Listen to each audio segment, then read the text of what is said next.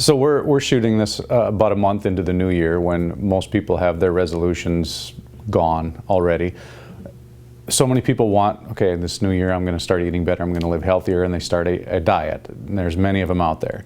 And they can work for many people, but they only work for, or they only see results for a couple weeks, maybe a couple months, and then people slide back. Why don't all of these hot diets work long term? Almost all diets fail because people don't address the quality of what they're eating. They just try to cut back on calories.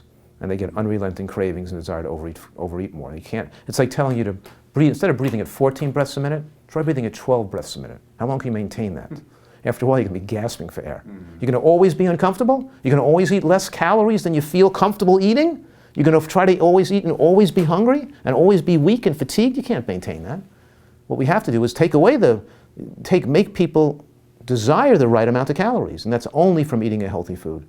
And also, we have to teach people that you're not eating this just to lose weight. You're eating this diet for the rest of your life to prevent cancer and prevent dementia. So when I say I want you to have a salad every day, a nice big salad with some arugula or watercress or cabbage on top, and maybe some scallions or onions in there, you're eating the scallions and onions because they protect against 8 different cancers by more than 50%. You have little cooked mushrooms in there because mushrooms reduce risk of breast cancer by more than 60%. You have those green vegetables, the arugula and watercress or cabbage or kale on that salad because those cruciferous green vegetables drop cancer rates by more than 50%. You're doing this for the rest of your life. You're having this big salad, regardless of where your weight is. But when you know you have to have your big raw salad every day, and you do it consistently, then the results come and it doesn't leave you. It's not something you're doing temporarily. You're doing these things because they're protective for your long-term health, for your brain health, for your emotional health, and you're encouraging everybody else to do it. And I want people to be courageous. I want them to be courageous and to be a role model for other people. And courageous means if you have good self-esteem, you're not looking to fit in and please other people. You're looking to set a good example. You're not bringing donuts to your son's soccer games. You're bringing watermelon to your son's soccer games, and you're arguing and explaining in a loving way why people shouldn't be poisoning their children. You don't go to a party or a tailgater. You don't go to and bring unhealthy foods to fit into you bring something healthy, and you explain to people why you did so. Because every opportunity is a chance to maybe save a life or to encourage somebody, to teach somebody. We all have to become educators. So I'm saying put the oxygen mask on yourself first.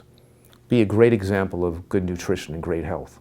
And then radiate this power out to other people.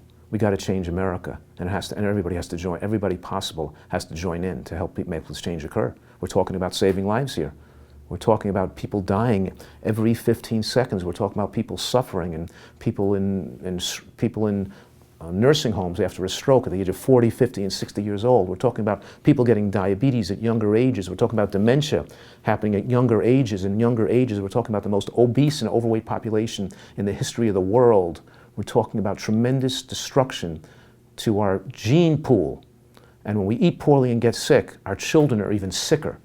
We destroy our genes as we destroy our own health. And the potential is that the future generation is going to get more autism, more childhood cancers, more learning disabilities, more birth defects, more autoimmune conditions as a result of what we're eating here today. So we have to stop this cascade, this avalanche of tragedy and death that's occurring as a result of the junk food, fast food, and processed food industry. We have to recognize that these things that are destroying our society don't have to happen.